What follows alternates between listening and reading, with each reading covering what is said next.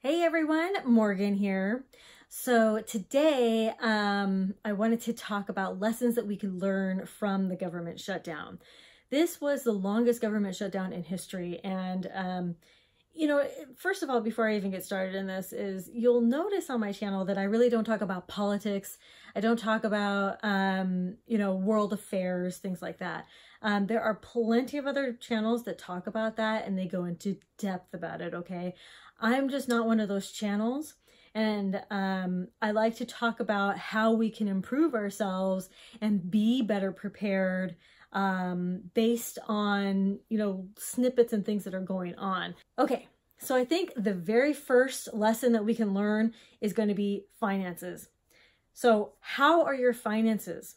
I think a lot of people were caught off guard, and there were just news stories coming out all over the place. Well, these people, moved here for this government job and now they're furloughed and they don't have any money and da-da-da. I just heard so many people that were just saying, I don't have any money. I've been without one paycheck and I don't have, I don't know how I'm going to pay my rent. I know a lot of people live paycheck to paycheck, but we have to take at least this government shutdown as a wake-up call to improve our finances. And there are lots of ways that we can do that. One would be to save money, okay? Even if it's just, $20 a month or $20 every paycheck, it really adds up over time, okay? And I know it's like that $20 in paycheck, plus I gotta buy some food and water, right? I'm gonna get into that in just a second. But also, we have to understand that no job is permanent. I don't care if you're a government employee or you work for, any other business. No job is permanent, period. Okay? So you have to have some sort of knowledge to be able to do other things. So, there are lots of extra jobs, odd jobs that we can do or take. What sort of skills do you have? Do you have anything in your house that you can sell? Can you drive for Uber or Lyft? There are sometimes things that we need to do in order to make a little bit more money. Can you get a weekend job for a little while just to make a little bit of extra cash, especially during holiday times? And in fact, spring is coming up in places like Home Depot and Lowe's. That's their holiday, seasonal time. Anyway, there are lots of places looking for, part-time job, people. And there are some legitimate at-home work opportunities, things like that. So I just think that we need to expand our portfolio a little bit outside of our main job. And I think that's probably the biggest lesson we can learn here, is that no job is permanent, period. It doesn't matter if you work for the government or not. And so we need to be able to save a little bit of money, and you need to really assess your finances. Say, look, if I were to get fired tomorrow or, laid off or furloughed or whatever it is, and I'm not going to get unemployment, I'm not going to have paychecks for who knows how long until I can find another job or get some other source of income in, how long could you go? Like if you were just paying your mortgage and like just the electricity, how long could you go? Or rent or whatever it is. How long could you go? Because you can let a lot of bills go, okay? In a real crisis, you can let a lot of bills go, but you'll probably still want, your heat or cooling, electricity. You may even want to sacrifice that. Just who knows? Whatever you're comfortable sacrificing, what can you sacrifice? So take a really hard look at your finances. I think finances are just one of the biggest lessons we can learn here. Save money, expand your portfolio of money coming in, save money by not spending so much, going out. Of course, we want to keep the economy going, of course, but we can still pinch pennies where we can and not live paycheck to paycheck. And I know a lot of people are, and I've been there. I've been unemployed so many times, okay?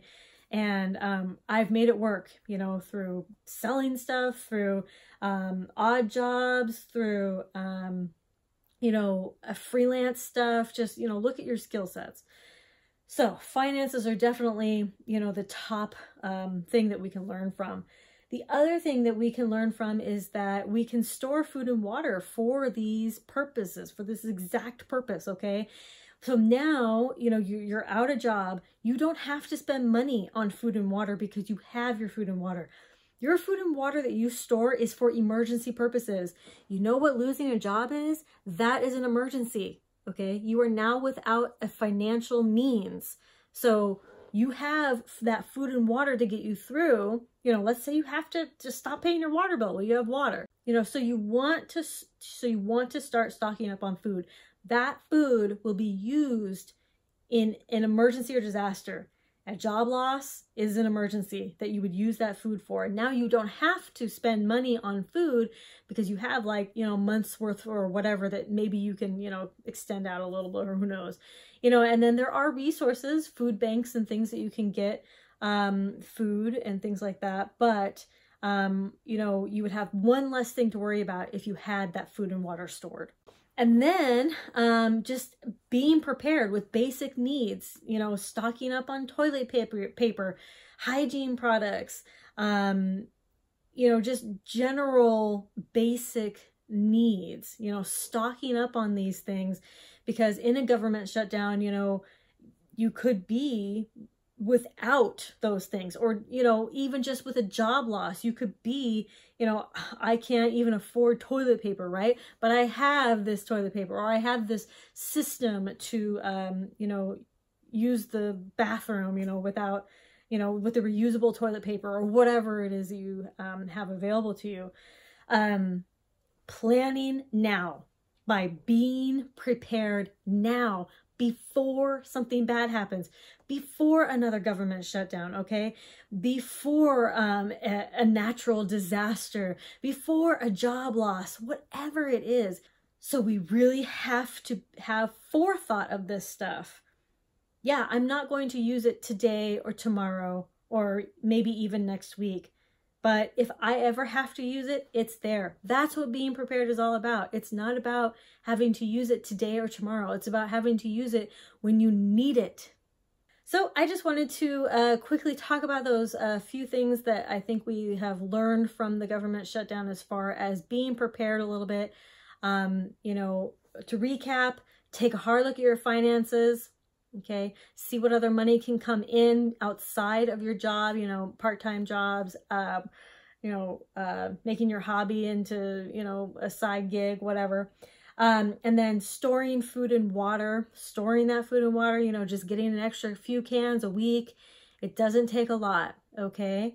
And then just also stocking up on those basic needs of toilet paper, hygiene, you know, things that we could potentially, you know, be without, or that you potentially just don't want to spend your money on.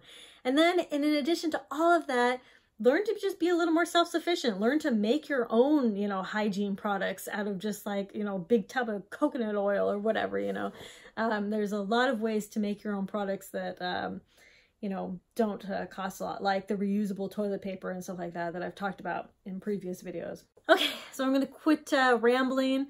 Thank you all so much for watching. I would love to hear your thoughts about some of the things that we could learn from the government shutdown as far as being prepared goes. Conquer tomorrow by preparing today. Talk to y'all tomorrow. Bye.